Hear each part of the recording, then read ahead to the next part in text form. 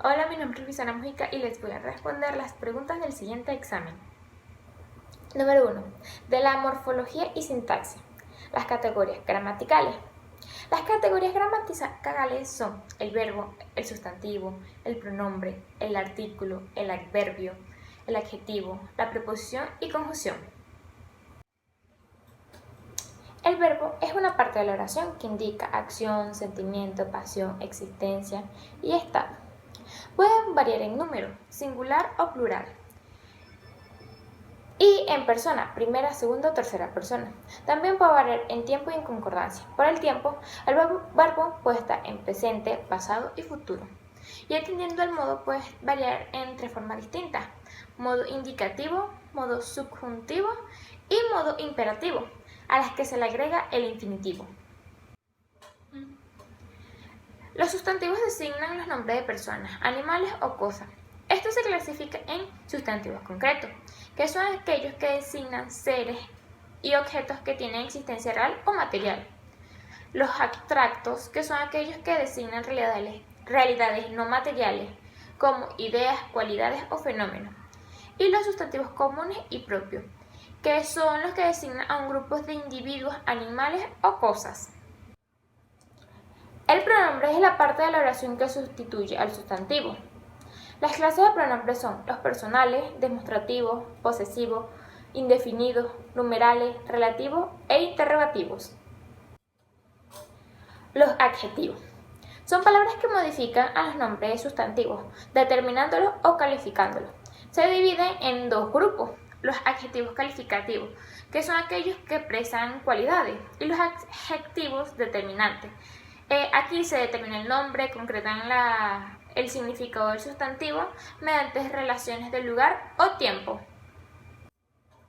El adverbio expresa diversas circunstancias y modifica, como complemento al verbo, al adjetivo u a otro adverbio.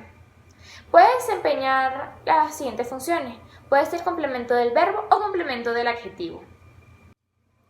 El artículo determina al sustantivo y expresa su género o número. Existen tres clases de artículos. El artículo determinado está formado por el, las, los y las y señala o enuncia un ser u objeto concreto.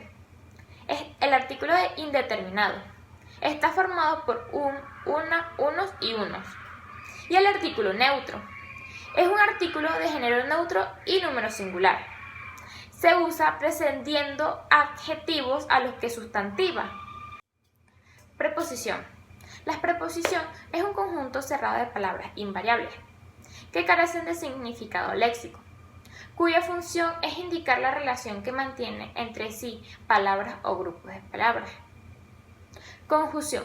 La conjunción es un conjunto cerrado de palabras invariables que carecen de significado léxico, cuya función es indicar la relación que mantiene entre sí las palabras u oraciones.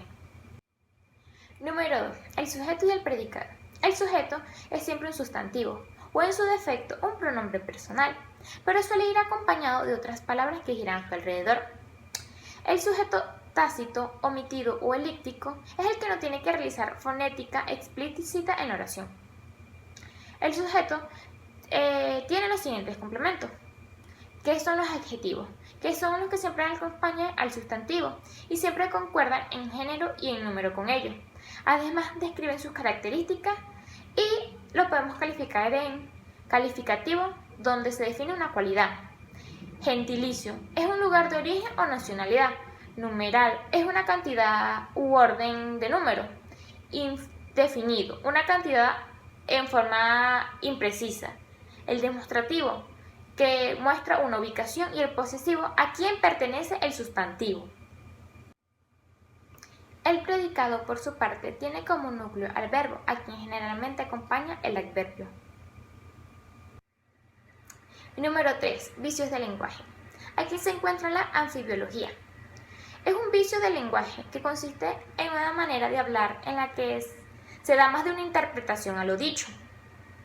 El solecismo se produce al construir una frase con sintaxis incorrecta o al producir errores de construcción.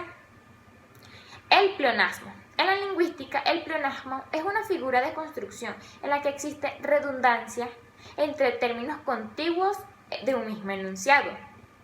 Y barbarismo. Son vicios de lenguaje que consisten en escribir o pronunciar malas palabras, emplear vocablos impropios u utilizar voces de otros idiomas que en realidad no hace falta en nuestra lengua.